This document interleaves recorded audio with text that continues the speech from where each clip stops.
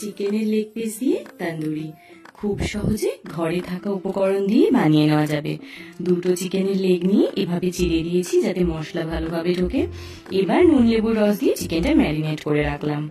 অন্য একটা বাটিতে রিফাইন্ড অয়েল আর কাশ্মীরি লঙ্কার গুঁড়ো দিয়ে ভালোভাবে মিশিয়ে নেব। কোনো ফুড কালার দেওয়ার দরকার নেই, কাশ্মীরি লঙ্কার গুঁড়ো তেলে দিলে একটা সুন্দর কালার চলে আসে। এবার জল ঝরানো টক দই, নুন, জিরে গুঁড়ো, ধনে গুঁড়ো, অল্প বিরিয়ানির মশলা দিয়ে একটা পেস্ট তৈরি করে নেব।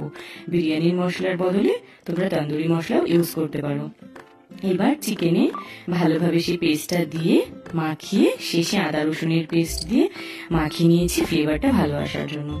এইবার ওটিজিতে 15 মিনিট, তোমরা চাইলে ওভেনেও করতে পারো।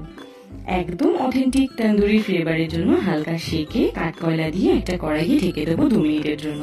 রেডি, বাড়িতে তৈরি রেস্টুরেন্টের মতন চিকেন তন্দুরি। ভালো লাগলে সাবস্ক্রাইব।